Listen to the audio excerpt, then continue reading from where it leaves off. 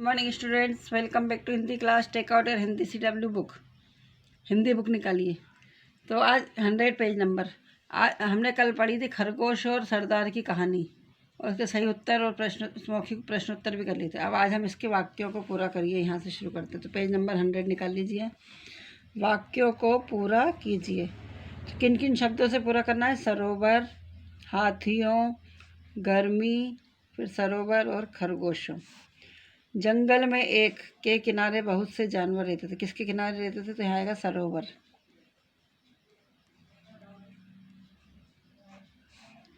जंगल में एक सरोवर के किनारे बहुत से खरगोश रहते थे।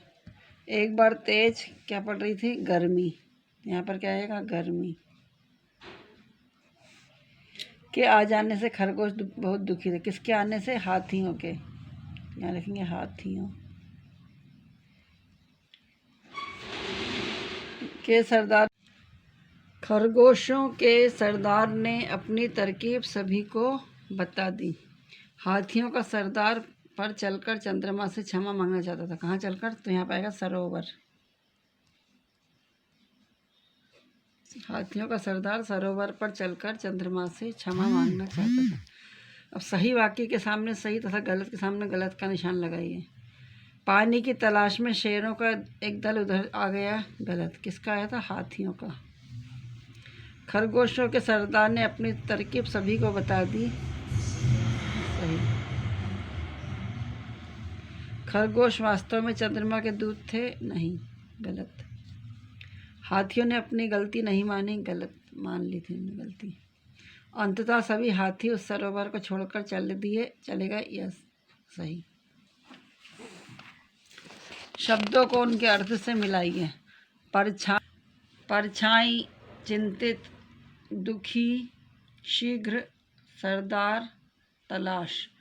जल्द, मुखिया, परेशान, उदास, खोज और छाया। तो परछाई मतलब का अर्थ क्या होता है? छाया। तो इसको छाया से मिलाइए।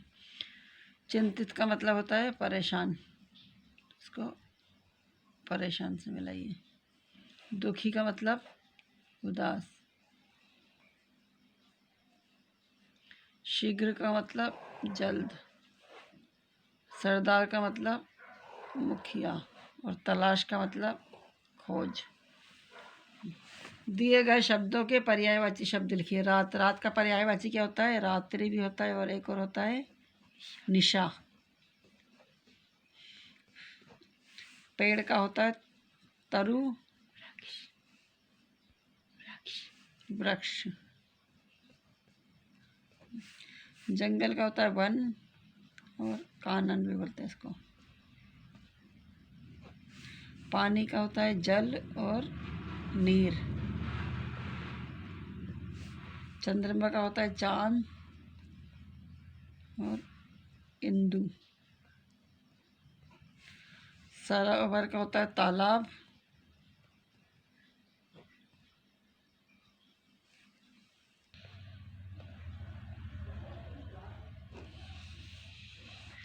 अब विलोम शब्द लिखिए। रात का क्या होगा? दिन। दुखी का सुखी। नाराज का प्रसन्न। स्वीकार का अस्वीकार।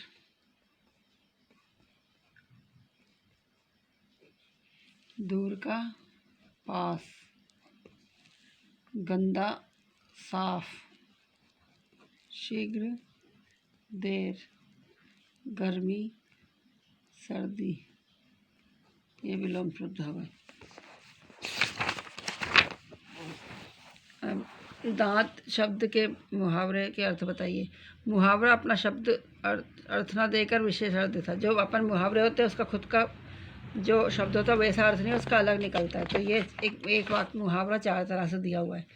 दांत पीसना मतलब गुस्सा होना। दांत खट्टे करना मतलब बुरी तरह हराना। दांतों तले उंगली दबाना मतलब किसी भी चीज़ के लिए हैरान होना, आश्चर्यचकित होना। और दांत काटी रोटी मतलब गहरी मित्रता। ऊपर दिए मुहावरों की सहायता से वाक्य पूरे कीजिए। ये जो 4 मुहावरे दिए, इन चारों को इसमें अपन को भरना है, किसमें कौन सा आएगा। ताजमहल देखकर विदेशी लेते हैं तो क्या कर लेते हैं? दांतों तले उंगली दबा लेते हैं।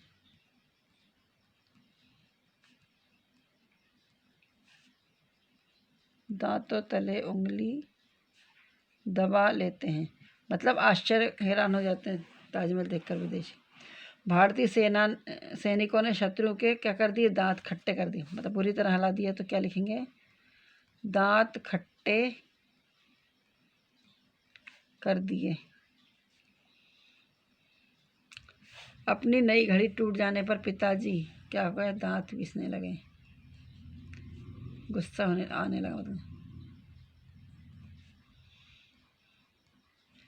अमन और निखिल की आपस में दांत काटी रोटी होना थी, तो दांत काटी रोटी थी।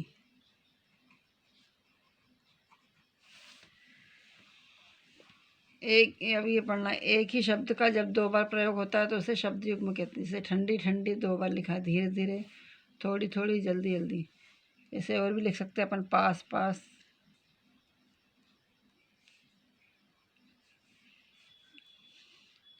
इसका धीरे धीरे,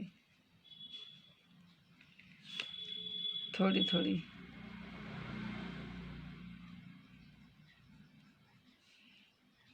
जल्दी जल्दी। अब आपको क्या करना, किसी अन्य बुद्धिमान पशु की कोई दूसरी कहानी सुनाइए। आपको कोई पशु की एक अच्छी एक कहानी सुनाना, जैसे हाथी की और खरगोश वाली थी ना, ऐसी। क्या पशु पक्षी एक दूसरे की भाषा समझ सकते, कक्षा में बताइए। तो आपको ये डिस्कस करना है। तो आपकी आज हिंदी की बुक आज कंप्लीट हो गई। आप अपनी बुक को यहाँ तक कंप्लीट कर लीजिएगा। Thank you, have a good day.